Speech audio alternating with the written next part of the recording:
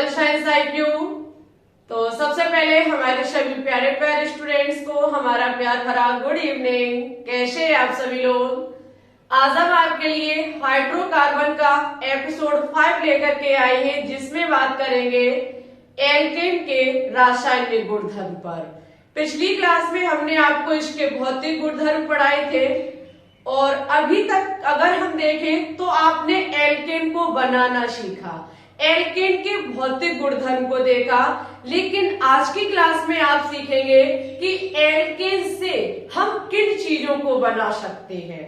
Alkene को बनाना सीखा, ठीक है, अब एल्केन से चीजों को बनाना सीखेंगे। तो क्लास आपके लिए बहुत ज्यादा इंपॉर्टेंट होने वाली है। इसके लिए आप लोग कॉपी पेन उठा लीजिए। सभी विद्यार्थी, चाहे वो CP नेट की प्रिपरेशन करते हो, VHU, RUHS, nursing, pharmacy, paramedical, AIIMS, NEET, class 11-12 सभी के लिए वेरी वेरी इंपॉर्टेंट एंड कीमती टॉपिक है, ठीक है।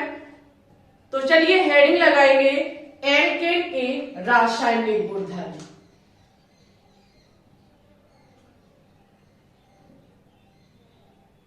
एल्केन के रासायनिक गुणधर्म।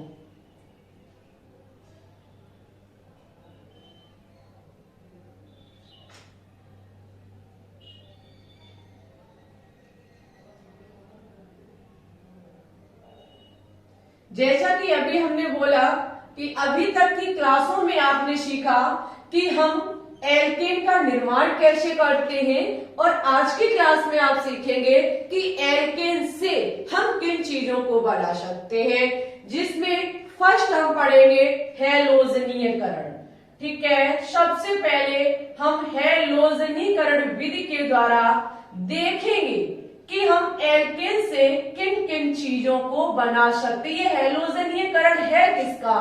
एल्केन का। तो हम कह सकते हैं एल्केन का हैलोजनीयकरण, ठीक है। देखो, हैलोजनीयकरण शब्द से समझ में आ रहा है कि यहाँ हैलोजन तत्वों से क्रिया होगी। अगर हैलोजन तत्वों की बात करें, अगर हैलोजन कैटेगरी में हम देखें कि हमारे कौन कौन से तत्व होते हैं, तो सभी को पता है फ्लोरीन, क्लोरीन, ब्रोमीन और आयोडीन। ये 4 हमारे हैलोजन तत्व होते हैं। हमको क्रिया हैलोजनीयकरण करनी है, जिसमें हम एल्केन के बारे में बात कर रहे हैं। सीधा सीधा मतलब है कि हैलोजन की क्रिया हम एल्केन के साथ करेंगे या एल्केन की क्रिया हैलोजन के साथ करेंगे। तो डायरेक्ट हम हैलोजनीयकरण में एग्जाम्पल लेंगे, ठीक है। एग्जाम्पल के तौर पर हम CH4 एल्केन का प्रथम सदस्य मेथेन को लेते हैं। मेथेन की क्रिया हैलोजन परिवार के तत्व Cl के साथ कराते हैं। तो देखिए, सबसे पहले ये क्रिया हम अंधेरे में कराएंगे। हमारी हर एक बात को अच्छे से लीजिएगा। एल्केन का रासायनिक गुणधर्म में फर्स्ट क्रिया हैलोजनीयकरण। हैलोजनीयकरण का मतलब है एल्केन के साथ किन्हीं भी हैलोजन तत्वों के क्रिया कराएंगे। जहां पर एल्केन मेथेन लिया हमने, हैलोजन आपका क्लोरीन लिया। अब क्रिया कराते हैं हम डार्क यानी कि अंधेरे में। जब यह क्रिया हम डार्क अंधेरे में कराते हैं तो हमने पाया यहाँ पर कोई भी रिएक्शन नहीं होती है, यानी कि नो रिएक्शन। जहां समझ में आता है कि एल्केन क्लोरीन के साथ कभी अंधेरे कमरे में क्रिया नहीं कर सकता है, हमने क्या काम किया, इसी एल्केन को लेकर के Cl कभी भी क्लोरीन हैलोजन परिवार का तत्व एक परमाणविक नहीं होता है, सभी को पता है। तो Cl2 को लेंगे। तो जब हम क्या काम करेंगे, एल्केन की क्रिया क्लोरीन के साथ सनलाइट में कराएंगे। सनलाइट का मतलब है कि ऐसी जो रिएक्शन होगी वो ऐसी जगह होगी जहां सूर्य का प्रकाश होगा। जब हम सनलाइट में कराते हैं तो हमने देखा कि कार्बन ब्लैक बनता है। कैसा बनता है? कार्बन काला यानी कि ब्लैक बनता है और आपका HCl धुएं के फॉर्म में निकलता है। जब हमने एल्केन की क्रिया डार्क में कराई तो नो रिएक्शन, कोई क्रिया संपन्न नहीं हुई। और जब इसी एल्केन की क्रिया हमने क्लोरीन के साथ सूर्य की प्रेजेंटी में कराई, सनलाइट की उपस्थिति में कराई, तो देखा कार्बन काला बन के तैयार हुआ और धुआं बाहर निकला, वो भी किसके रूप में, हाइड्रोक्लोरिक के रूप में। हमने क्या काम किया, इसी CH4 एल्केन की क्रिया क्लोरीन के साथ क्या काम कराया, मंद प्रकाश में कराई। कहाँ कराई, मंद प्रकाश में। मंद प्रकाश का मतलब है कि हम रूम में कराएंगे और विंडो से हल्का सा प्रकाश आएगा। जब हमने इस एल्केन CH4 मेथेन एल्केन का प्रथम सदस्य क्लोरीन के साथ हैलोजन परिवार के तत्व के साथ रिएक्शन कराते हैं, तो हमने एक चीज यहाँ पे देखी। वो चीज क्या थी कि इसका एक हाइड्रोजन प्रतिस्थापित हो करके एक क्लोरीन को जोड़ लेगा और यहाँ से जो हाइड्रोजन प्रतिस्थापित होगा वो इस Cl से क्रिया कर लेगा। समझना मेरी बात को। इस CH4 को हम ऐसा भी तो लिख सकते हैं, बिल्कुल लिख सकते हैं। इस Cl2 को हम ऐसे भी लिख सकते हैं। जब हम ये क्रिया कराने जाते हैं मंद प्रकाश में, तो ये H इस क्लोरीन के साथ क्रिया कर लेता है, जहां पर एक H के जाने से ये इस Cl के साथ जुड़ करके CH3Cl और डियर स्टूडेंट्स HCl का निर्माण करता है। समझ गए मेरी बात को? अगर समझ गए तो बहुत अच्छी बात है, लेकिन ये क्रिया यहाँ रुकती नहीं है। कैसे नहीं रुकती, हमारी बात को समझना। अगर हम मेथेन को अधिक में लेंगे, हर एक बात ध्यान से समझना मेरी। अगर हम मेथेन को अधिक में लेंगे और क्लोरीन की कम मात्रा लेंगे, तो अभिक्रिया ये अब इससे आगे नहीं बढ़ेगी। समझ गए? अगर मेथेन हमारा अधिक में है, अधिक का मतलब होता है अधिक मात्रा में, क्लोरीन की मात्रा कम है, मंद प्रकाश में क्रिया कराते हैं, तो अब क्रिया ये यहीं पर स्टॉप हो जाएगी, यानी कि मेथिल क्लोराइड का निर्माण हो जाएगा। एल्केन की क्रिया क्लोरीन के साथ हुई तो ये हैलोजनीयकरण कहलाएगी, क्योंकि हैलोजन परिवार के तत्व से हुई। लेकिन अगर हम CH4 जो कि एल्केन का प्रथम सदस्य है, इसकी क्रिया क्लोरीन के साथ कराएं और क्लोरीन यहाँ पर हमारा आधिक्य में हो, आधिक्य का मतलब है अधिक मात्रा में, और क्रिया मंद प्रकाश में कराएं। क्रिया मंद प्रकाश में कराएं तो हम देखते हैं CH3Cl का निर्माण होता है और HCl बाहर निकलती इसी जैसा होगा। लेकिन क्लोरीन आधिक्य में थमने का नाम नहीं लेगी, ये यहाँ से क्लोरीन जाएगी फिर इसके साथ क्रिया करेगी, क्योंकि आधिक्य में है, क्लोरीन की बहुत ज्यादा मात्रा है। हम इस चीज को जो यहाँ निकली है, इसे हम इसके नीचे माइनस में लिख सकते हैं। इसका मतलब होता है कि ये चीज इसके साथ बाहर निकली, तो ये HCl निकला है, हम इसको -HCl यहाँ लिख देंगे। ठीक है, अब ये जो बना है इसके साथ फिर Cl2 क्रिया करेगी, फिर Cl2 क्रिया करेगी तो एक हाइड्रोजन फिर यहाँ से प्रतिस्थापित हो जाएगा और एक क्लोरीन जुड़ जाएगी, तो आपका CH2Cl2 हो जाएगा। बाहर निकलेगा HCl जो हम यहाँ माइनस में कर देंगे। फिर क्या होगी, अभी ये क्लोरीन रुकने का नाम नहीं ले रही, फिर क्लोरीन इसके साथ क्रिया करेगी। जब इसके साथ पुनः क्रिया करेगी तो आपका एक हाइड्रोजन और प्रतिस्थापित होकर के Cl 3 जुड़ जाएंगे। अब Cl कितने हो जाएंगे, 3 हो जाएंगे, -HCl आपका बाहर निकल जाएगा।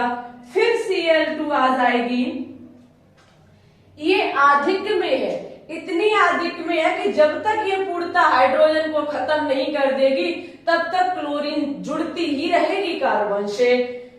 ये फिर आएगी और आपके CCl4 का निर्माण करेगी और HCl आपका बाहर निकल जाएगा। हमने एक चीज देखी कि जब हमने मेथेन को अंधेरे कमरे में लिया, क्लोरीन के साथ क्रिया कराई, हैलोजनीयकरण कराया, तो यहाँ कोई रिएक्शन नहीं हुई। जब इसी मेथेन की क्रिया क्लोरीन के साथ सनलाइट में कराई तो कार्बन काला बन के तैयार हुआ।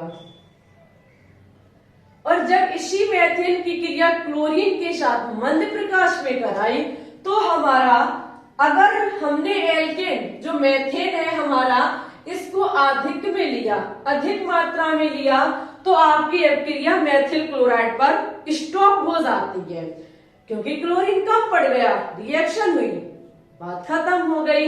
लेकिन अगर हम क्लोरीन को अधिक में लेंगे तो ये अभिक्रिया बढ़ती रहेगी। कब तक? जब तक प्रत्येक कार्बन से लगा हाइड्रोजन नहीं हट जाएगा।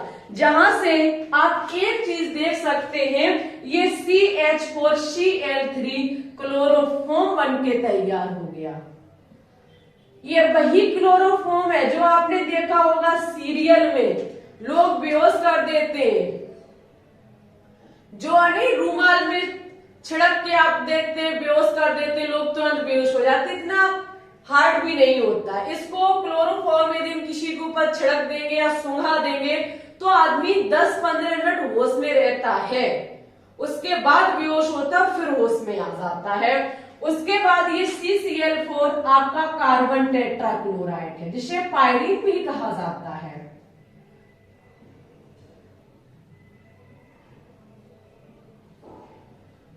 लेकिन आपने इतना सीखा कि हम एक एल्केन से कितना कुछ बना सकते हैं, ठीक है।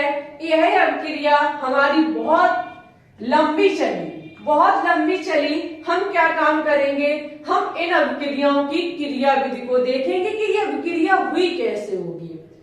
आप क्रिया विधि हर जगह देखते हैं, आपने जब एल्केन का निर्माण किया तब भी क्रिया विधि को देखा, तो इसकी भी हम क्रिया विधि देखेंगे कि इसकी क्रिया विधि क्या हो सकती है, यानी कि ये इतनी लंबी चेन का जो ये बनके तैयार हुई, इसकी क्रिया विधि क्या होगी। इतनी चीज समझ गए आप लोग कि जब सनलाइट में कराएंगे तो क्या बनेगा, और fluorine, chlorine, bromine, iodine halogen परिवार के तत्व हैं, इसकी क्रिया जब हम एल्केन के साथ कराएंगे तो यही क्रिया हमारी हैलोजनीयकरण कहलाएगी, ठीक है। देखिए इसकी लगातार आप या तो स्क्रीनशॉट लेते रहिएगा या लिखते रहिएगा कॉपी में।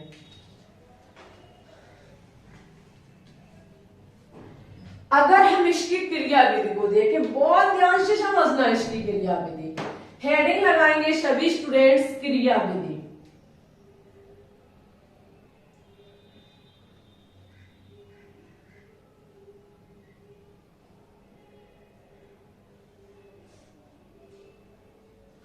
देखो क्रिया विधि में इसमें आप जो पढ़ेंगे वो फर्स्ट पद पढ़ेंगे श्रृंखला प्रारंभ पद। सबसे पहले जो अभी आपने अब क्रिया देखी, इसमें सबसे पहले ऐसी श्रृंखला होगी जो अभिक्रिया को प्रारंभ करेगी।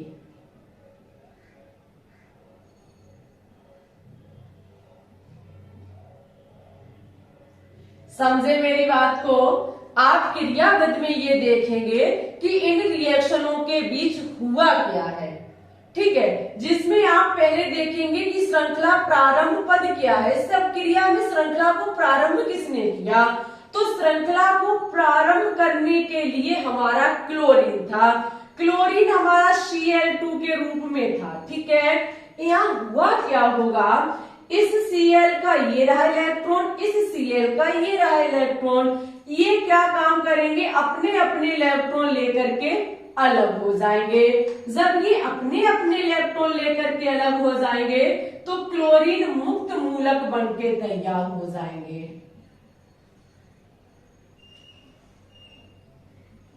क्या बनके तैयार होगा, क्लोरीन मुक्त मूलक। समझे मेरी बात को? जो अभी आपने क्रिया देखी, एक बार हम क्रिया को भी लिखेंगे। क्रिया थी हमारी CH4 की क्रिया, जब Cl2 के साथ कराई जाती है तब आपका CH3Cl और आपका HCl बनके तैयार होता है। अभिक्रिया, इस अभिक्रिया को जो प्रारंभ करने वाला होगा वो क्लोरीन होगा। क्लोरीन करेगा क्या? मुक्त मूलक में डिवाइड हो जाएगा, अपने अपने इलेक्ट्रॉन लेकर के अलग हो जाएगा। अब हमारा आएगा पद सेकंड। पद सेकंड जो श्रृंखला संचारण करेगा, यानी कि श्रृंखला को आगे बढ़ाएगा। नेक्स्ट पद है हमारा श्रृंखला संचारण पद। श्रृंखला संचरण पद या फिर है आपका संचरण पद। श्रृंखला संचरण पद का मतलब ये है कि जो अभिक्रिया को आगे संचरित करेगा, आगे बढ़ाएगा, वो पद हमारा होगा CH4। क्या होगा? CH4। इस CH4 के पास एक ये मुक्त मूलक क्लोरीन आएगा। मेरी हर एक बात को बड़ा ध्यान से सुनिएगा। ये अभिक्रिया हुई, इस अभिक्रिया की क्रियाविधि को समझने के लिए हमने देखा कि अभिक्रिया को जो प्रारंभ कर रहा है वो क्लोरीन है। ठीक है भाई, हमने देखा कि अब अभिक्रिया को आगे कौन बढ़ाएगा, तो देखा गया इस चीज में कि CH4 आएगा और इस एक मुक्त मूलक क्लोरीन से जुड़ जाएगा। जहां ये मुक्त मूलक क्लोरीन क्या कहेगा, इस हाइड्रोजन के, इस कार्बन के लिए इस प्रकार से 4 हाइड्रोजन लगी, इससे समझना 4 हाइड्रोजन लगी। ये क्लोरीन भाई साहब इन एक हाइड्रोजन से कहेंगे, भैया हाइड्रोजन तुम कार्बन से दूर हो जाओ, मेरे पास आ जाओ। उसने कहा क्यों भाई, तेरे पास ऐसा क्या है? उसने कहा मेरे पास मुक्त मूलक है, आप अपना हाइड्रोजन है वो कार्बन से इलेक्ट्रॉन ले आइए और मेरे साथ जुड़ जाइए। आकर के कार्बन एक बार धोखा दे सकता है, लेकिन हम कभी धोखा नहीं देंगे, क्योंकि हाइड्रोजन क्लोरीन के साथ स्थायी हो जाता है। उसने कहा बात तो बहुत मजे की कही तुमने। तो उन्होंने कहा भाई कही का सच है? तो उसने कहा इसमें क्या दिक्कत है, जैसे कार्बन हमारे लिए वैसे आप हमारे लिए। मैंने कहा चलो चलो कार्बन का साथ छोड़ेंगे हम। एक हाइड्रोजन कार्बन का साथ छोड़ देगा। जब एक हाइड्रोजन कार्बन का साथ छोड़ेगा तो ये अपना इलेक्ट्रॉन लेकर के अलग होगा। जब ये अपना इलेक्ट्रॉन लेकर के अलग होगा तो CH3 बचेगा और इसका ये कार्बन का जो इलेक्ट्रॉन था वो मुक्त मूलक के रूप में, डॉट के रूप में आ जाएगा और हाइड्रोजन जाएगा हमारा क्या बना लेगा, HCl। बनाएगा कि नहीं बनाएगा? बिल्कुल बनाएगा। अब जे भाई साहब इतने कहा, इन्होंने कहा रे भैया तुमने अपना मुक्त मूलक हमारे हाइड्रोजन को लेके कंप्लीट कर लिया। अच्छा, उन्होंने कहा हम बिल्कुल पीछे नहीं रहेंगे। CH3 डॉट भाग के जाता है Cl2 के पास, कहता है कि तुम्हारे साथी ने हमारा एक हाइड्रोजन ले लिया, मुझे आप अपने साथ जोड़िए। वो कहता है अरे भैया गुस्सा नहीं हुई है, ये Cl2 क्या काम करेगा, एक क्लोरीन इसके साथ जुड़ जाएगा तो हमारा CH3Cl बन जाएगा और Cl डॉट के रूप में हो जाएगा। क्यों? क्योंकि यहाँ CCl ऐसे जुड़े होंगे जिसमें एक क्लोरीन अपना इलेक्ट्रॉन लेकर के इस CH3 मुक्त मूलक के साथ बंध बना के CH3Cl बना लेगा। अच्छा भैया ध्यान से देखो, अब जो क्लोरीन भाई साहब क्या रुक जाएंगे? बिल्कुल नहीं रुकेंगे। ये फिर जाएंगे CH4 के पास, कहेंगे भैया आप मेरे साथ एक हाइड्रोजन आ जाइए, मेरे साथ बॉन्ड बना लीजिए। जहां हम कह सकते हैं कि ये पुनः इसमें और ये पुनः इसमें बार बार प्रोसेस चलती रहेगी, यानी कि श्रृंखला संचरण पद है, चलता रहेगा। अब क्रिया रुकने का नाम नहीं लेगी। क्यों? क्योंकि देखो अभी Cl डॉट बन गया, जैसे यहाँ Cl डॉट ने CH4 के साथ क्रिया करी थी, ये Cl डॉट फिर जाएगा मैथेन के पास, उसके साथ क्रिया कर लेगा, फिर CH3 डॉट बन जाएगा, वो क्लोरीन के पास जाएगी, फिर क्रिया कर लेगी, यानी कि ये पद सेकंड चलता ही रहेगा। अब क्रिया को प्रारंभ करता Cl और ये सेकंड पद अब क्रिया को संचरण बना के रखता, हमेशा क्रिया होती ही रहती। हम बात करेंगे पद थर्ड की। एक इसमें पद होता है श्रृंखला समापन पद। कौन सा होता है? श्रृंखला समापन पद।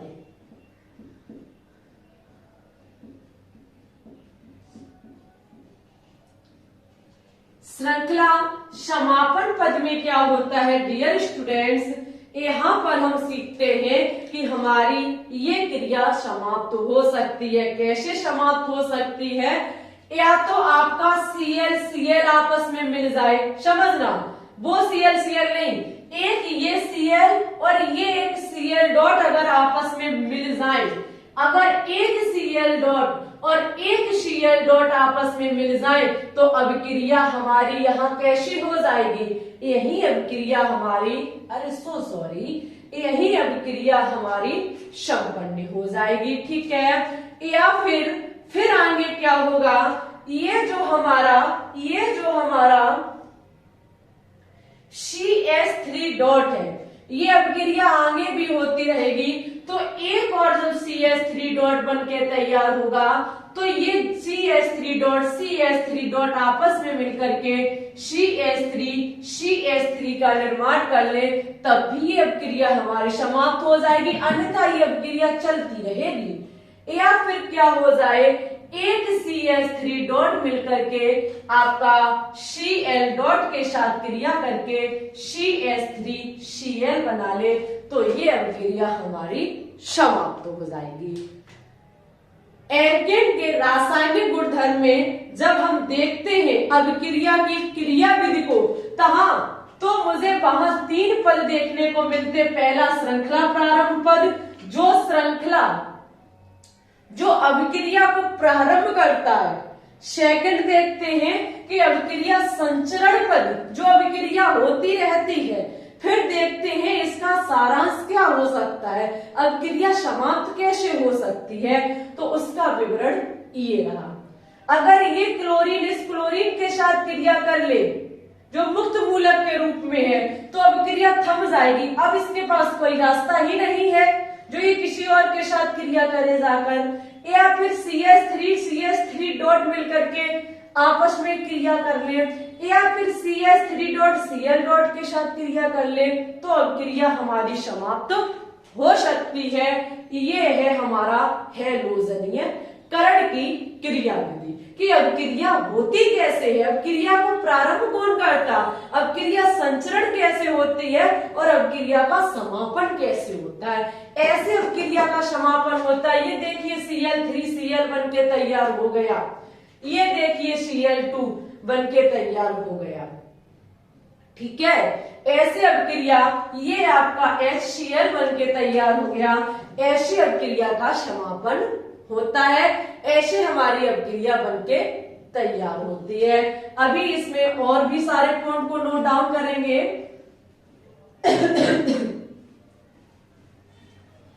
आगे अगर आप देखेंगे,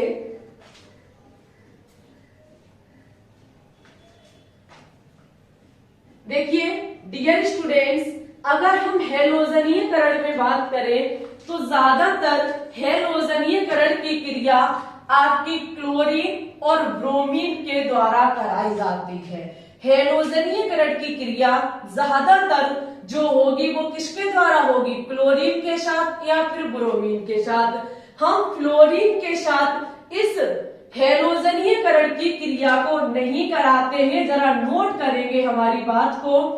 फ्लोरीन के साथ एल्केन की क्रिया नहीं की जा सकती है, क्योंकि अगर हम CH4 की क्रिया F2 के साथ करेंगे तो ये अभिक्रिया इतनी तीव्र होती है कि वहां विस्फोट भी हो सकता है, यानी कि वहां आग भी लग सकती है। जिसके चलते कभी भी एल्केन की क्रिया फ्लोरीन के साथ नहीं कराई जाती है।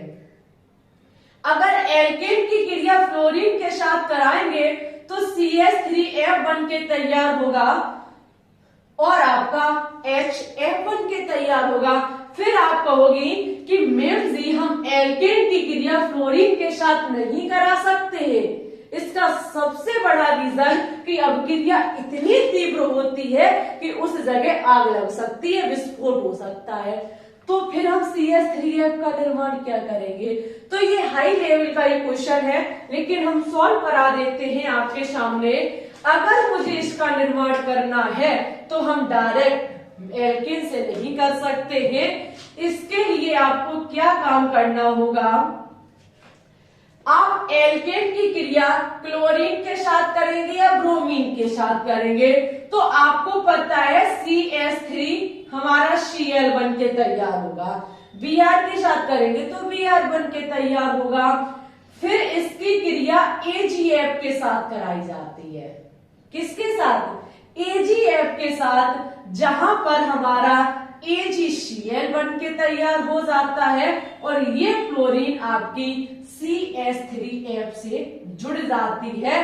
तब जाकर के हम CH3F का निर्माण करते हैं और यह अभिक्रिया हमारी स्वर्टाश अभिक्रिया कहलाती है। स्वर्ट अभिक्रिया कहलाती है। यह अभिक्रिया स्वर्ट अभिक्रिया कहलाती है। हाई लेवल का क्वेश्चन था थोड़ा सा।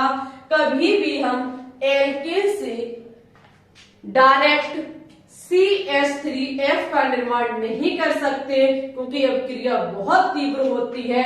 इसके लिए हम बनी हुई CH3Cl काम में लाते हैं या फिर CH3Br काम में लाते हैं और इसकी क्रिया सिल्वर फ्लोराइड के साथ कराएंगे तो सिल्वर क्लोराइड बनेगा और तब आपका मेथिल फ्लोराइड बनेगा। ठीक है डियर स्टूडेंट्स, इस प्रकार से कभी आपसे ऐसी रिएक्शन पूछी जाए तो आप क्वेश्चन का जवाब दे सकते हैं। अच्छा, हमने अभी बोला कि फ्लोरीन वो हमेशा जो हैलोजनीकरण एल्केन के साथ जो क्रिया करेगा वो ज्यादातर हमारा फ्लोरीन और क्लोरीन और ब्रोमीन होगा। फ्लोरीन की क्यों नहीं करा सकते? क्योंकि ज्यादा तीव्र क्रिया होती है। लेकिन आयोडीन में ऐसी क्या कमी है जो आयोडीन को नहीं हमने बताया? आयोडीन की अभिक्रिया एल्केन के साथ इसलिए नहीं कराई जाती क्योंकि ये अभिक्रिया बहुत धीमे होती। एक तेज होती तो दूसरी धीमे होती। करे तो करेगी क्या? ये जो हमारा एल्केन के साथ क्रिया करेगा CH4I2 के साथ जब क्रिया करता है तो आपका CH3I और HI बन के तैयार होता है। अभिक्रिया बहुत मंद होती है, बहुत ज्यादा मंद होती है, जिसके चलते HI जो है वो हमारा अपचायक होता है। क्या होता है? अपचायक होता है। अपचायक का मतलब होता है कि ये सामने वाले में हाइड्रोजन जुड़ने का काम करता है। ये जो अपचायक में हाइड्रोजन है ये सामने वाले यौगिक से तुरंत जुड़ जाएगा। अगर ये हाइड्रोजन इससे जुड़ जाएगा तो आप देख सकते हैं ये तुरंत CH4 फिर बन जाएगा। बोलिए ना, अपचायक का मतलब है कि सामने वाले से हाइड्रोजन का जुड़ना। और अगर ये अपचायक का हाइड्रोजन इससे जुड़ जाएगा CH4 पुनः फिर बन जाएगा। अभिक्रिया कराने का कोई मतलब नहीं हुआ। इसलिए अभिक्रिया को रोकने के लिए, इसे थमा के रखने के लिए हमें तुरंत क्या करना होता है? जैसे ही हमारा HI बन जाए तो इसकी क्रिया HiO3 के साथ हमको करानी होती है। किसके साथ? HiO3 के साथ। जहां से होता क्या है, हमारा I2 बनता है और आपका H2O जल बन के तैयार होता है। एक क्वेश्चन और आपका उठ सकता है कि मैम जी यहाँ हाइड्रोजन के अणु देखो, यहाँ हाइड्रोजन ऑक्सीजन के अणु देखो। डियर स्टूडेंट्स, ऑर्गेनिक केमिस्ट्री की रिएक्शनों को कभी संपन्न नहीं करना पड़ता है, जो होती है वही मान ली जाती, संपन्न नहीं किया जाता है इनको। ठीक है, तो यहाँ पे आप समझ गए, अगर ये इसी प्रकार से बन के छोड़ दिया तो ये तुरंत मेथेन फिर बना लेगी।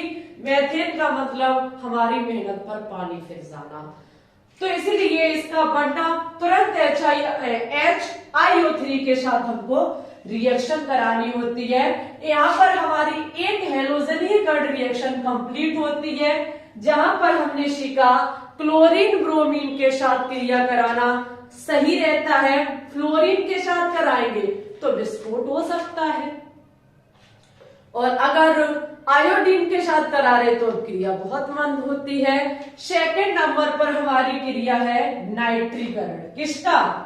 एल्केन का।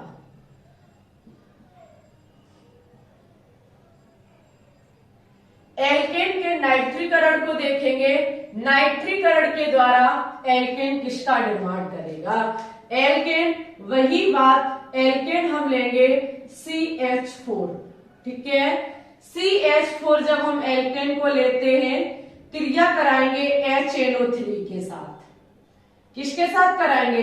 HNO3 नाइट्रिक अम्ल के साथ। एक बात बताओ, क्या हम CH3H ऐसे नहीं इस चीज को लिख सकते? बिल्कुल लिख सकते। ऐसा क्यों लिख रहे हैं ये बताएंगे हम। ठीक है, हम ऐसा लिख सकते हैं, क्या जो हमारा ये जो नाइट्रिक अम्ल है इसको हम HONO2 नहीं लिख सकते? बताइएगा जरा। इस बात और इस बात में कोई अंतर है? हमारे हिसाब से कोई अंतर नहीं है। CH3H यानी कि CH4, और ये भी देख लीजिए H, एक ऑक्सीजन यहाँ रख दिया, NO2, बात एक ही है। लेकिन यहां से एक सरल चीज हमारी निकल जाती है जो हम समझा सकते हैं अच्छे से।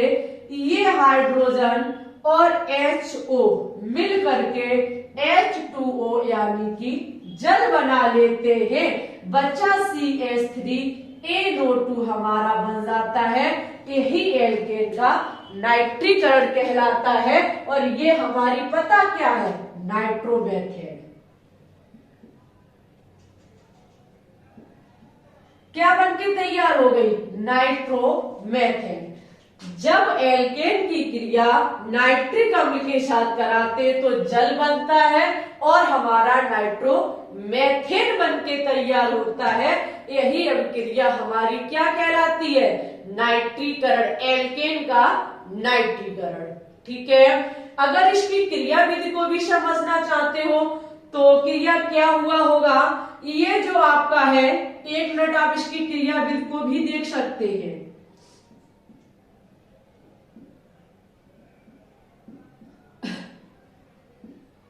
आप इसकी क्रियाविधि को भी देख सकते हैं। जो आपका ये नाइट्रिक अम्ल है, जिसे हम ऐसे भी लिख सकते हैं। ठीक है, ऐसे भी हम इसको लिख सकते हैं। तो ये हमारा क्या होगा? ये हमारा OH माइनस, OH डॉट और NO2 डॉट का मतलब है मुक्त मूलक, इस रूप में टूट जाएगा। ठीक है, ये हमारा प्रथम पद होगा जो अभिक्रिया को प्रारंभ करेगा। दूसरा आएगा संचरण पद, जिसमें हमारा CH3H यानी कि CH4 क्या काम करेगा? OH डॉट के साथ क्रिया करेगा और CH3 डॉट बन के तैयार हो जाएगा, और आपका जल बन के तैयार हो जाएगा। क्या बन के तैयार हो जाएगा? जल बन के तैयार हो जाएगा। क्या अभिक्रिया हमारी यहाँ नहीं रुकी? अभी अभिक्रिया CH3 डॉट बन के तैयार हुआ, संचरण चलती रहेगी। हमें अभिक्रिया का समापन करना है, तो समापन करने के लिए CH3 डॉट जो है वो अगर NO2 डॉट के साथ मिलकर के क्रिया कर ले तो आपका CH3NO2 बनके तैयार हो जाएगा। डियर स्टूडेंट्स, एक चीज पहले नहीं समझ में आई होगी, अब समझ लीजिए। क्रिया विधि का मतलब कि अब क्रिया हुई कैसे, हमने देखा कि जो अभिक्रिया को प्रारंभ कर रहा है वो नाइट्रिक अम्ल है, हमने खोल के लिख दिया नाइट्रिक अम्ल है, जहां OH डॉट और NO2 डॉट बन के तैयार होगा। ये OH डॉट क्या काम करेगा, CH3H के साथ क्रिया कर लेगा, जहां पर CH3 डॉट और जल बन के तैयार हो जाएगा। फिर बच्चा NO2 डॉट इस CH3 डॉट के साथ क्रिया करेगा, तो CH3NO2 और ये रहा आपका जल, जो देख लीजिए ये बनके तैयार हो गया। ऐसा अभिक्रिया में हुआ होगा तब अभिक्रिया हमारी हुई होगी, ऐसा हमारे वैज्ञानिक लोग बता गए कि ऐसा हुआ, तब इसका परिणाम ये निकला। ठीक है, अभिक्रिया हुई कैसे, वो ये तरीका है। अभिक्रिया को प्रारंभ इसने किया, संचरण होता रहा, समापन ऐसे हो गया, हमारे यौगिक बन के तैयार हो गए। ये है हमारे एल्केन का नाइट्रीकरण। नेक्स्ट हेडिंग लगाएंगे एल्केन का सल्फोनीयकरण। नेक्स्ट हेडिंग हमारी है एल्केन का सल्फोनीयकरण। हेडिंग देखेंगे हम सल्फोनीयकरण, यानी कि सल्फोनीयकरण में हम क्या करेंगे, क्योंकि काम वही मुझे करना है, एल्केन की क्रिया किसी के साथ करानी है जहां से हमें कोई नई चीज प्राप्त होगी। सल्फोनीयकरण का मतलब है सल्फ्यूरिक अम्ल के साथ क्रिया, किसके साथ, सल्फ्यूरिक अम्ल के साथ। एक बार इस क्रिया को हम शॉर्ट में लिखेंगे, यानी कि एल्केन की क्रिया हमको करनी होती है सल्फ्यूरिक अम्ल के साथ, ठीक है, लेकिन इसकी एक शर्त होती है। इसकी शर्त यह है कि अभिक्रिया 400 से 500 डिग्री सेल्सियस टेम्परेचर पे होगी। कितने पे होगी, 400 से 500 डिग्री सेल्सियस पर आपकी क्रिया होगी, जहां पर एल्केन सल्फोनिक अम्ल बनके तैयार होगा। ठीक है, एल्केन सल्फोनिक अम्ल आपका बनेगा। एल्केन सल्फोनिक अम्ल बनके तैयार होगा, वहीं पर आपका जल जो होगा वो बाहर निकल जाएगा। इस अभिक्रिया में एल्केन की क्रिया सल्फ्यूरिक अम्ल के साथ 400 से 500 डिग्री सेल्सियस पर कराते हैं, तो एल्केन सल्फोनिक अम्ल बनता है।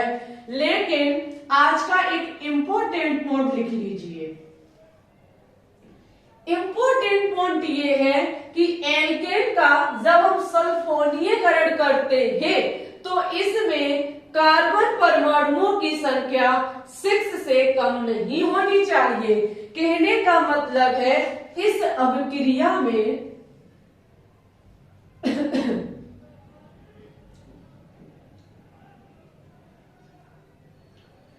इस अभिक्रिया में कार्बन परमाणु की संख्या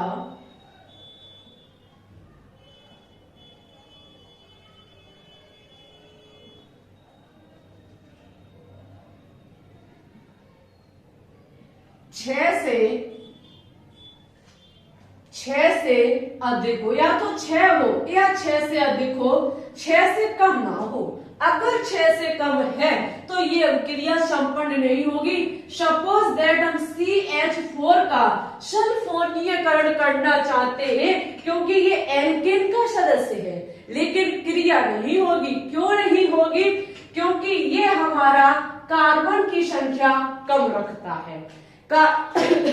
हमें ऐसा एल्केन का सदस्य चाहिए जिसकी संख्या 6 कार्बन से अधिक हो, तो हम 6 कार्बन वाला कोई एल्केन लेंगे। ठीक है, जहां पे एग्जाम्पल देखेंगे सभी स्टूडेंट्स। एग्जाम्पल है हमारा CH3, CH2, CH2, CH2, CH2, CH3। Carbon की संख्या काउंट कीजिए, 1 2 3 4 5 6 कार्बन का हमने एल्केन लिया है। इसे आप ऐसे भी लिख सकते हैं C6H14। ठीक है, बात एक ही है। इसकी क्रिया हमें क्या काम करना होगा, सल्फ्यूरिक अम्ल के साथ करानी होगी। अच्छा, हम इस चीज को खोल के भी तो रख सकते हैं। खोल के कैसे रखेंगे? HO, SO नहीं, ये हमें जब खोल के रखना होगा तो हमको रखना होगा HO, SO, 3H। ये चीज और ये चीज दोनों एक ही है, ठीक है। हम इस चीज को ऐसे खोल सकते हैं, जहां पे होगा क्या, आपका जल अलग होगा। जल कैसे अलग होगा? ये OH एक यहां से हाइड्रोजन के साथ क्रिया करके अलग हो जाएगा, जहां पे बचेगा हमारा CH3, C2, CH2, CH2, CH2, CH2, CH3 में से एक हाइड्रोजन जाएगा तो H2 रह जाएगा, जहां पर कनेक्ट होगा SO3H। ये हमारा एल्केन सल्फोनिक अम्ल बनके तैयार हो गया। इस सल्फ्यूरीकरण रिएक्शन की शर्त है कि एल्केन जो हम लेंगे उसमें कार्बन परमाणुओं की संख्या 6 के कम ना हो।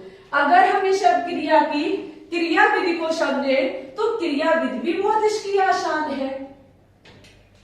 मेरे देखो मुंह में छाले निकले हुए हैं, बोलने में थोड़ी सी तकलीफ हो रही है, थोड़ी सी तकलीफ हो रही है बोलने में, बट कोई बात नहीं। यहाँ पे अगर हम क्रिया विधि को देखें तो अभिक्रिया को प्रारंभ करेगा सल्फ्यूरिक अम्ल, जिसे हम ऐसे भी लिख सकते हैं, अभी मैंने थोड़ी देर पहले बोला था। ऐसे लिखेंगे तो आप देखेंगे OH और आपका SO3H अपने अपने इलेक्ट्रॉन लेकर के अलग हो जाएंगे, जहां पर ये जो आपका होगा CH3, CH2, CH2, CH2, CH2, CH3, 1 2 3 4 5 6, CH3 आपका OH डॉट के साथ क्रिया करेगा, जहां पर एक इसका हाइड्रोजन इससे कनेक्ट होकर के जल का निर्माण करेगा और आपका CH3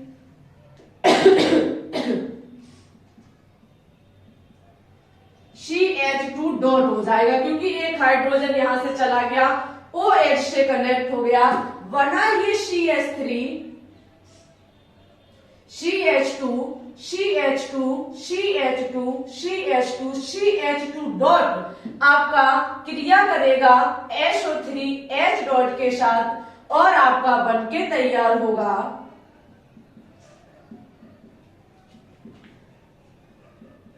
CH2SO3H। देख सकते हैं ये पद ये रहा और जल आपका ये रहा। अब क्रिया के अंदर हुआ क्या, ये 3 पॉइंट हमको सिखाते हैं।